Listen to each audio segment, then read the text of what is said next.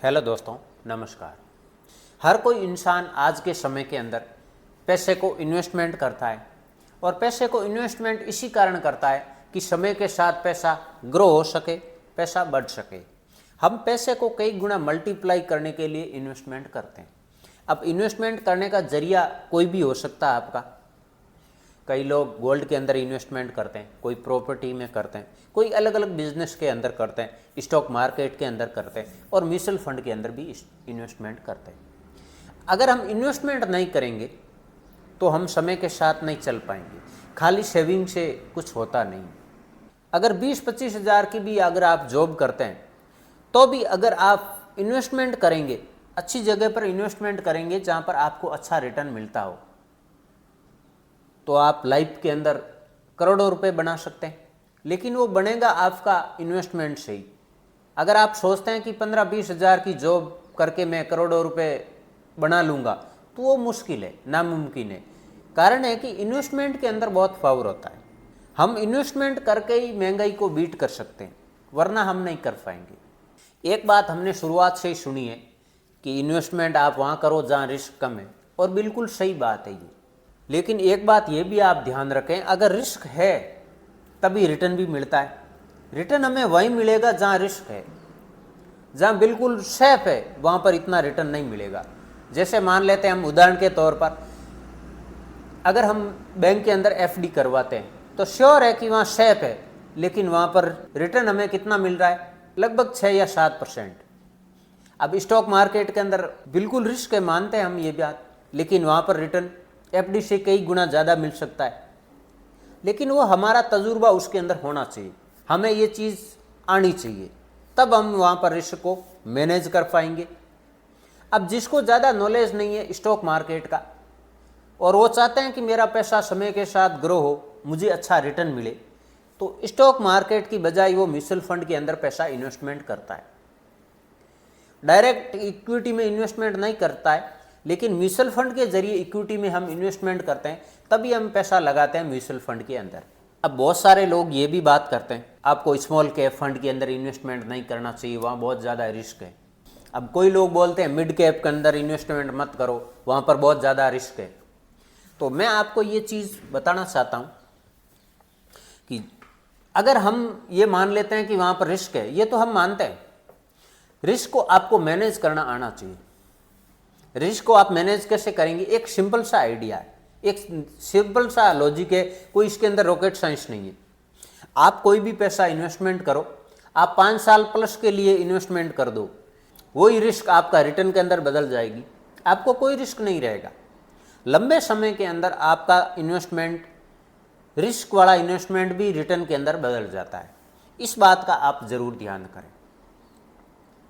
अब वो लोग बताते हैं स्मॉल कैप फंड के अंदर बहुत ज़्यादा रिस्क है, तो मैं किसी की बुराई नहीं कर रहा हूँ, लेकिन मैं आपको आज आपके सामने एक रियलिटी आपके सामने लाना चाहता हूँ।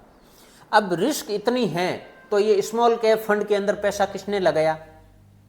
भाई एक इन्वेस्टर, एक रिटेल इन्वेस्टर का इतना पैसा नहीं होता है, एक छोटे इन्वेस्टर का इतना पैसा नहीं होता है। जो आप फंड की साइज देखेंगे, बहुत बड़े बड़े लोगों ने पैसा लगाया, बहुत बड़ी बड़ी कंपनियों का पैसा है, तभी तो हम देखते हैं कि एक स्मॉल कैप फंड का 50,000 करोड़ का AUM है। तो पैसा वह आया कहाँ से? एक रिटेल निवेशक तो एक 50,000 करोड़ रुपए अकेले का तो नहीं होता है, बहुत सारे लोगों का होता है, और बहुत सारे हमारे देश के अंदर फंड है। तो ये सारे फंड के अंदर इतना पैसा है, तो अगर इतनी रिस्क है तो ये पैसा कौन डाल रहा है? चलो हम उदाहरण के तौर पर मैं आपको दिखाता हूँ आज। जैसे हम एक स्मॉल कैप फंड को ओपन कर लेते हैं, शुरुआत से देख लेते हैं। HDFC स्मॉल कैप फंड, हम इसका ओनली AUM देखेंगे। आप फंड के AUM देखेंगे तो आप देखेंगे फंड का साइज है ये 33,000 करोड़ रुपए है। अगर इतनी रिस्क है तो ये पैसा किसने डाला? अब कुछ लोग बोलते हैं कि जो छोटे निवेशक है, स्मॉल निवेशक है, वही लोग रिस्क के अंदर पैसा डालते हैं, उनको नॉलेज नहीं। एक रिटेल निवेशक के पास में इतना पैसा नहीं होता है कि वो एक फंड के अंदर इतना पैसा डाल दे। इसके बाद हम देख लेते हैं SB स्मॉल कैप फंड के अंदर कितना पैसा लगा है, फंड का साइज क्या है। यहाँ आप रिटर्न भी देख लेंगे तो आपको रिटर्न भी मिल जाएगा। जैसे लंबे समय के अंदर आप जाएंगे तो स्मॉल कैप फंड का रिटर्न अच्छा है। आप लगभग पिछले 10-12 साल का रिटर्न देंगे तो लगातार का 25% से ऊपर का रिटर्न है। अब फंड का हम AUM देखते हैं, फंड का साइज देखते हैं। तो यहाँ आप देखेंगे फंड का AUM में वो 33,000 करोड़ रुपए लगे हुए। बहुत सारे लोगों ने पैसा लगाया तभी ये फंड की साइज 33,000 करोड़ रुपए है। दूसरा स्मॉल कैप फंड और देख लेते हैं हम। जैसे आप एक्सिस का देखेंगे, एक्सिस का स्मॉल कैप फंड का साइज है वो देखेंगे आप 23,000 करोड़ रुपए इस फंड के अंदर लगा रखे हैं। उसके बाद आप कोटक स्मॉल कैप फंड की साइज देखेंगे तो यहाँ भी आपको लगेगा कि बहुत फंड की साइज है, 17,000 करोड़ रुपए इस फंड का AUM है।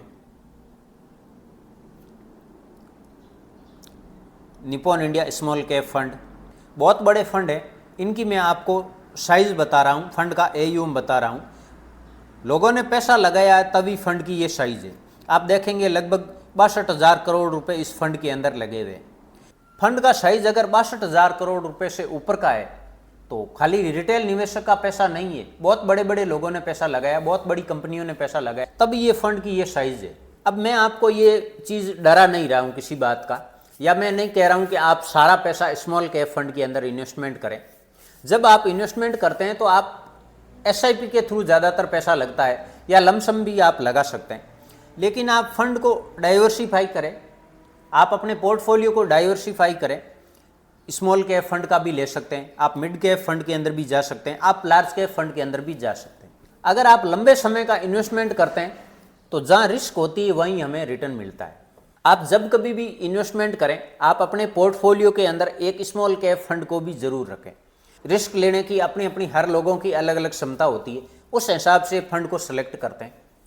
जैसे 2 या 3 फंड लें तो आप एक स्मॉल कैप फंड को भी अपने पोर्टफोलियो के अंदर जरूर जगह दें और लंबे समय का इन्वेस्टमेंट करें। आपको स्मॉल कैप फंड के अंदर सबसे ज़्यादा रिटर्न मिलेंगे।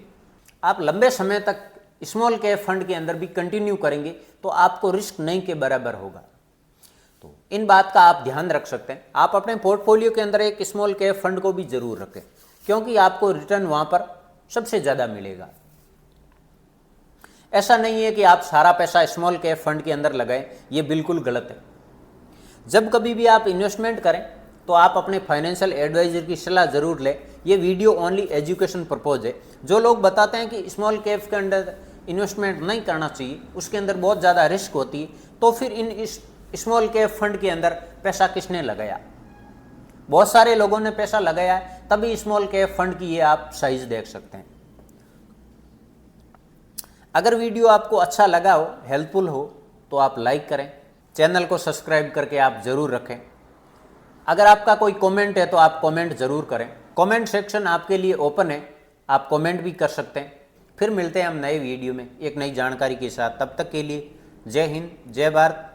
Thank you for watching.